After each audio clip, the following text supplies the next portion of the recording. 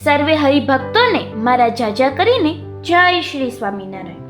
સર્વાવતારી શ્રી હરિની મૂર્તિનું ધ્યાન કરવામાં જેમ તેમના અંગોમાં રહેલા ચિહ્નોનું ધ્યાન મદદરૂપ બને છે, તેવી જ રીતે તેમનું વાંગમય સ્વરૂપ શિક્ષાપત્રી કે જે મહારાજ આપના અર્થે લખીને શાસ્ત્રનો ગુટકો કરી અને આપણે માટે આ પૃથ્વીલોક પર મૂકીને ગયા છે, તેને જો આપણા દૈનિક જીવનનું તારીખ્યું બનાવી મહારાજના ગમતામાં વર્તું હોય તો સદ્ગુરુ શતાનંદ મુનિકૃત શિક્ષાપત્રી ભાષ્યનું નિત્ય સેવન સત્સંગી માત્ર માટે અતિ આવશ્યક છે. માણસ ધારે તેવા શિક્ષાપત્રીના અર્થ કરે, પરંતુ શતાનંદ સ્વામીએ શ્રીજી મહારાજની સમક્ષ બેસીને શિક્ષાપત્રીના અર્થોનું જે વિવરણ કર્યું છે, જે વાંચ્યા પછી સ્વામિનારાયણ ભગવાન પોતે જ બોલ્યા કે અમારો હૃદગત અભિપ્રાય એટલે કે અમારા હૃદયનો જે અભિપ્રાય એ શતાનંદ સ્વામીએ શિક્ષાપત્રી અર્થ દીપિકા ટીકામાં વર્ણવ્યો છે. શિક્ષાપત્રી ઉપર સ્વામીએ જે વિવેચન લખ્યું એનું નામ છે અર્થ દીપિકા, એટલે કે આ વિવરણ શિક્ષાપત્રીના ભાવાર્થ ઉપર પૂર્ણ પ્રકાશ પાડે છે. પણ આ ગ્રંથ આપણા સંપ્રદાયમાં શિક્ષાપત્રી ભાષ્ય તરીકે પ્રસિદ્ધ થયો. આપણે બધા જ એને શિક્ષાપત્રી ભાષ્ય તરીકે ઓળખીએ છીએ. અત્યંત સુંદર સમજણવાળો આ ગ્રંથ છે. આમાં કોઈ સંવાદ નથી. જેમ સત્સંગી જીવન શ્રવણ કરવા બેસીએ તો એમાં સુવર્ત મુનિ અને પ્રતાપસિંહ રાજાનો સંવાદ હોય, એમાં આખ્યાન હોય, એમાં દ્રષ્ટાંતો હોય, એમાં પ્રસંગો પણ હોય. જ્યારે આ શિક્ષાપત્રી ભાષ્યમાં શિક્ષાપત્રીના શ્લોકો ઉપર સ્વામીએ શાસ્ત્રીય રીતે જે વર્ણન કર્યું છે તેની જ વાતો આવશે. જેણે શિક્ષાપત્રીને સાચી રીતે સમજવી હોય એના માટે આ શાસ્ત્ર અત્યંત ઉપયોગી છે. શિક્ષાપત્રી ભાષ્ય માટે કલમ ઉપાડતા સહુ પ્રથમ સ્વામી મંગલાચરણ કરે છે. ધર્મપ્રિયમ ધર્મભુવમ ધર્મસ્થમ ધર્મપોષકમ ધર્મારિધ્વાંત તરણીમ શ્રી કૃષ્ણમ પ્રણમામ્યહમ. એક જ શ્લોકમાં સ્વામિનારાયણ ભગવાનનો સ્વભાવ, કાર્ય વગેરે જણાવી દીધું. ધર્મપ્રિય એટલે કે ધર્મ જેને અત્યંત પ્રિય છે અથવા ધર્મ પિતાને અત્યંત પ્રિય. ધર્મભુવમ એટલે ધર્મ થકી જેમનો પ્રાદુર્ભાવ છે, ધર્મ ભક્તિની સાથે જ જે વસે છે, ધર્મનું પાલન અને પોષણ જે પરમાત્મા કરે છે. ધર્મના શત્રુઓ જે અસુરો, અધાર્મિક રાજાઓ એનો નાશ કરનારા એવા પરમાત્મા શ્રી હરિને હું નમસ્કાર કરું છું. મને અને મારા જેવા અગણિત સંતોને, તમામ ભક્તોને, મુમુક્ષુઓને આનંદ આપનારા એવા મારા ઈષ્ટદેવ સ્વામિનારાયણ ભગવાનને હું વારંવાર નમસ્કાર કરું છું. તસ્ય પ્રસાદત ક્રિયતે. સ્વામી સૌ પ્રથમ પરમાત્માનો ઉપકાર સ્વીકારે છે. જગતમાં અભિમાન છે એ માણસને પાડે છે કે હું આ કરું છું, મેં આ રચ્યું છે, મેં આ વિવરણ કર્યું છે. એ હું શબ્દ છોડી દો. આધ્યાત્મિક માર્ગમાં હું એ શબ્દ જરાય શોભતો નથી. શતાનંદ સ્વામી એટલે જ કહે છે કે તસ્ય પ્રસાદાત, એટલે કે મારા ઈષ્ટદેવ સ્વામિનારાયણ ભગવાનની કૃપાથી શિક્ષાપત્રી ઉપર શાસ્ત્ર પ્રમાણો લઈ અને આ ભાષ્ય રચાય છે. શ્લોક નંબર 1. વામે યસ્ય સ્થિતા રાધા શ્રીશ્ચ વસ્યાસ્તિ વક્ષસી વૃંદાવન વિહારમ તમ શ્રી કૃષ્ણમ હૃદિચિતઈ. હું જે તે મારા હૃદયને વિશે શ્રી કૃષ્ણ ભગવાનનું ધ્યાન કરું છું. તે શ્રી કૃષ્ણ કેવા છે? તો જેના ડાબા પડખાને વિશે રાધિકાજી રહ્યા છે, અને જેના વક્ષ સ્થળને વિશે લક્ષ્મીજી રહ્યા છે, અને વૃંદાવનને વિશે વિહાર કરનારા છે. પરમાત્મા શ્રી હરિએ જગતના કલ્યાણ માટે શિક્ષાપત્રી રચી. એમાં સહુ પ્રથમનો આ શ્લોક છે.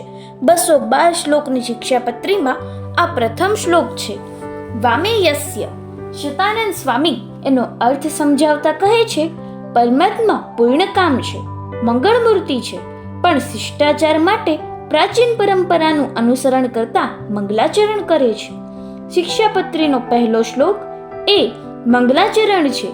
મંગલાચરણમાં પ્રભુ પોતાનું જ સ્વરૂપ શ્રી કૃષ્ણ ભગવાનનું સ્મરણ કરે છે. એ સ્વસ્વરૂપનું જ ચિંતન છે.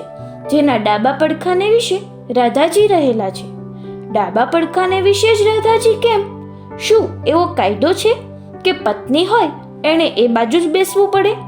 કોઈ ખુરશીમાં, કોઈ સોફામાં ગમે ત્યાં માણસો બેસે છે, પણ આમાં વામે યસ્ય, જેની ડાબી બાજુ જ રાધાજી છે.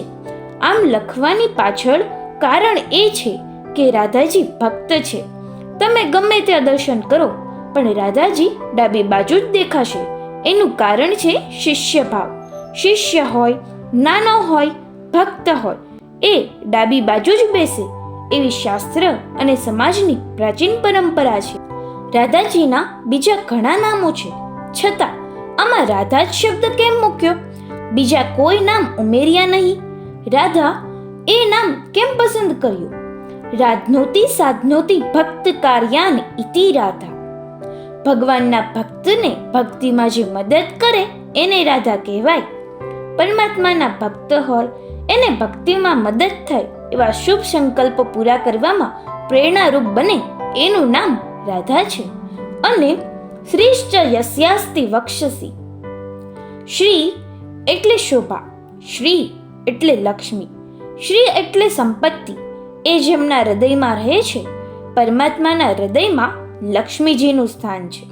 અને એ પ્રભુ વૃંદાવનમાં વિહાર કરે છે. વૃંદાવનના અનેક અર્થો છે. વૃંદ એટલે સમુદાય, વિશાળ સમુદાય જનવૃંદ કહેવાય. એમ વૃંદ એટલે સમુદાય, અવન એટલે રક્ષણ. પોતાના ભક્તજનોના રક્ષણ માટે જે હંમેશા વિહાર કરી રહ્યા છે એવા અનેક અર્થો છે. છતાં એક અર્થ એવો છે કે વૃંદાવન નામનું દિવ્ય વન, જેમાં પરમાત્માએ પ્રગટ થઈને અનેક ચરિત્રો કર્યા છે, એવા એ પરમાત્માનું હૃદયમાં ચિંતવન કરું છું. અહીં એક બાબત ખાસ ધ્યાનમાં લેવાની છે કે શિક્ષાપત્રી રચી એમાં શ્રીજી મહારાજે વ અક્ષરથી શરૂઆત કરી. વામે, જેમાં વ શબ્દથી શિક્ષાપત્રીની શરૂઆત થઈ. એ કોઈ અકસ્માત લખાઈ નથી ગયું. ઈરાદાપૂર્વક શ્રીજી મહારાજે લખ્યું છે. નહીં તો એમ પણ લખી શકાત, યસ્ય વામે સ્થિતા રાધા. કેમ નહીં? વામે યસ્ય જ શા માટે? વ અક્ષર છે એ અમૃત બીજ છે એમ વેદમાં લખ્યું છે. એટલે જ શિક્ષાપત્રી અમૃતનો કળશ છે. એની શરૂઆત વ અક્ષરથી કરાય છે. અહીં શિક્ષાપત્રી શ્લોક નંબર 1ની ટીકા પૂર્ણ થઈ. આ શ્લોકના અર્થઘટનમાં આપણે જાણ્યું કે રાધાજી ડાબી બાજુ જ કેમ? રાધા એટલે શું? વૃંદાવન વિહારી એટલે શું? શિક્ષાપત્રી વ અક્ષરથી જ કેમ શરૂ થઈ? વગેરે. હવે આપણે શ્લોક નંબર 2 તરફ આગળ વધીશું, જેની અંદર આપણને સહજાનંદ સ્વામી એ નામનો અર્થ તેમજ શિક્ષાપત્રી શબ્દના અર્થ વિશેની જાણકારી મળશે. બીજા શ્લોકમાં શ્રીજી મહારાજ તરત જ શિક્ષાપત્રીના લેખક તરીકે પોતાનો પરિચય આપે છે. લિખામી સહજાનંદ સ્વામી સર્વાન નિજાશિતાન નાના દેશ સ્થિતાન શિક્ષાપત્રી વૃતાલય સ્થિત. અને વૃતાલય ગામને વિશે રહ્યા એવા સહજાનંદ સ્વામી જે અમે જે તે નાના પ્રકારના જે સર્વે દેશ તેમને વિશે રહ્યા એવા જે અમારા આશ્રિત સર્વે સત્સંગી તે પ્રત્યે શિક્ષાપત્રીને લખીએ છીએ. કોઈને શંકા થાય કે શિક્ષાપત્રી કોણે લખી હશે, અથવા શ્રીજી મહારાજે કોઈની પાસે લખાવી એટલે કે ડિક્ટેટેડ તો નહીં હોય ને? ઘણી વખત એવું બને કે પ્રભુ બોલતા હોય અને સંતો લખતા હોય. જેમ કે વચનામૃત સ્વામિનારાયણ ભગવાનની વાણી છે. પ્રભુએ સ્વમુખે જે અમૃત વહાવ્યું સંતોએ તે લખી લીધું. પણ અહીં પ્રભુ સ્પષ્ટતા માટે લખે છે, લિખામી સહજાનંદ, હું પોતે જ લખું છું. શિક્ષાપત્રી ભાષ્યની આ કથા બહુ શાંતિથી સમજણપૂર્વક શ્રવણ કરજો. આમાં શ્રી હરિએ પોતાના સહજાનંદ સ્વામી નામનો જ ઉલ્લેખ કેમ કર્યો?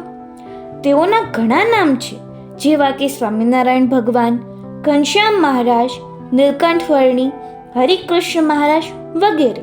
આ બીજા નામોનો અહીં ઉપયોગ ન કરતા શિક્ષાપત્રી લખવામાં સહજાનંદ સ્વામી નામનો ઉપયોગ કેમ કર્યો?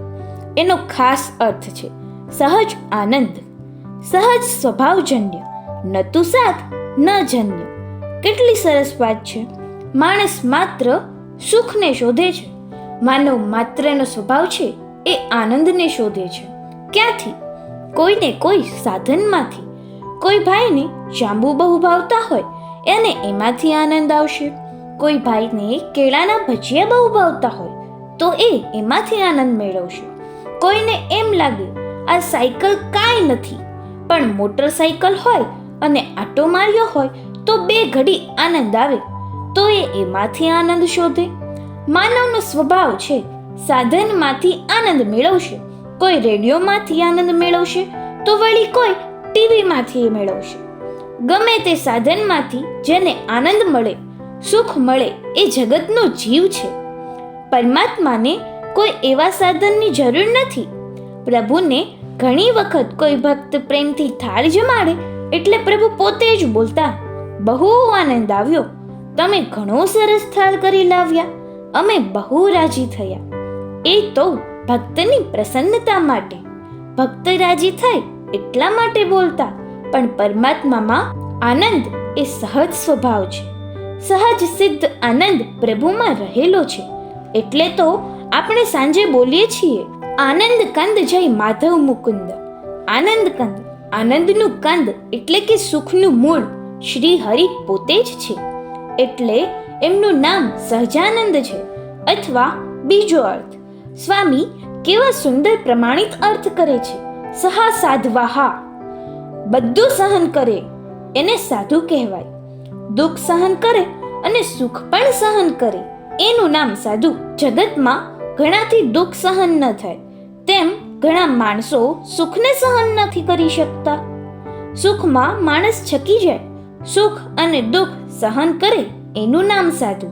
જ એટલે જનાહા, સાધુજનોને આનંદ આપનારા. સાધુ પુરુષોને, ભક્તજનોને સદાય સુખ આપે છે એનું નામ સહજાનંદ સ્વામી એટલે નિયામક. પ્રભુ કહે છે નિજાશ્રિતાન, મારા આશ્રિતો જે છે એમને સુખ આપું છું, એને આનંદ આપું છું, એનો હું નિયામક છું, ઈષ્ટદેવ છું. એટલે હું આ શિક્ષાપત્રી લખું છું. કોના ઉપર લખો છો? નાના દેશ સ્થિતાન, ગામે ગામ, નગરે નગર, જિલ્લે જિલ્લામાં વસેલા, દેશ દેશમાં રહેલા અમારા આશ્રિત જનોના ઉપર આ શિક્ષાપત્રી લખું છું. ક્યાંથી લખો છો? તો કે વૃતાલય સ્થિત, વડતાલમાં રહીને આ શિક્ષાપત્રી લખું છું. અહીં પણ એક સરસ ચોખવટ સ્વામી કરે છે. વૃતાલય સ્થિત એનો અર્થ એમ થાય કે અત્યારે આ શિક્ષાપત્રી લખીએ છીએ એ સમય દરમિયાન વડતાલમાં છીએ. આનો અર્થ એવો નથી કે પ્રભુ કાયમ વડતાલમાં છે. જો કાયમ વડતાલમાં હોય તો અહીં એવું લખવું જોઈએ વૃતાલયાલય. તો અમે કાયમ એક જગ્યાએ રહેતા નથી.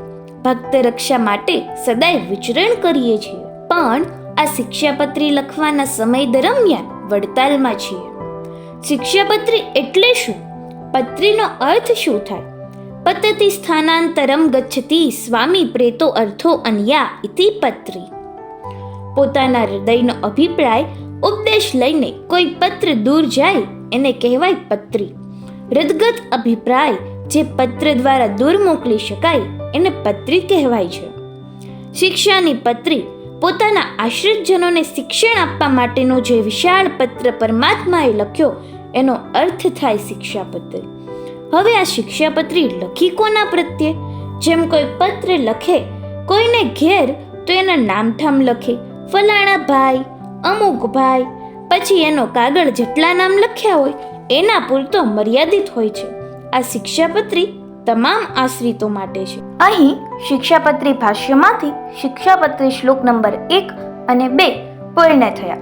જો આ વિડીયો પસંદ આવ્યો હોય તો વિડીયોને લાઈક કરજો, શેર કરજો અને શિક્ષાપત્રીના હવે પછીના શ્લોકોના અર્થવાળા વિડીયો જોવા માટે મારી ચેનલને સબસ્ક્રાઇબ કરજો અને હા, બેલ આઇકન દબાવવાનું ભૂલતા નહીં. જય શ્રી સ્વામિનારાયણ.